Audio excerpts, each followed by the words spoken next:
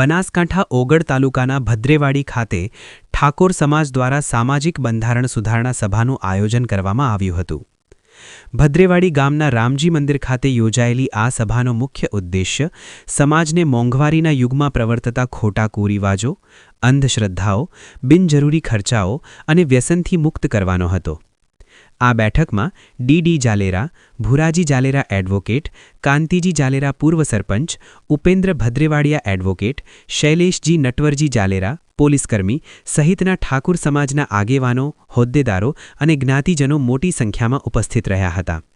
સભામાં સમાજમાં પેઢી દર પેઢીથી ચાલી આવતા કુરિવાજો, વ્યસન મુક્તિ અને સગાઈ લગ્ન પ્રસંગોમાં થતા બિનજરૂરી વ્યવહારો જેવા મુદ્દાઓ પર ગહન ચર્ચા કરવામાં આવી હતી।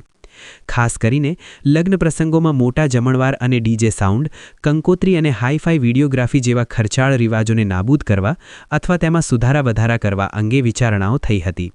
સમાજને દેખાદેખીના કુરિવાજોથી બચાવવા માટે પણ ચર્ચા કરવામાં આવી હતી। આ ચિંતન શિબિરમાં સમાજને ખોટા કુરિવાજો અને અંધશ્રદ્ધાઓથી મુક્ત કરીને એક પ્રગતિશીલ દિશામાં લઈ જવા માટે જરૂરી સુધારા કરવા અને બંધારણ બનાવવાની દિશામાં મહત્વપૂર્ણ ચર્ચાઓ કરવામાં આવી હતી। સમગ્ર અહેવાલ લોક Banas news, bureau office Thara.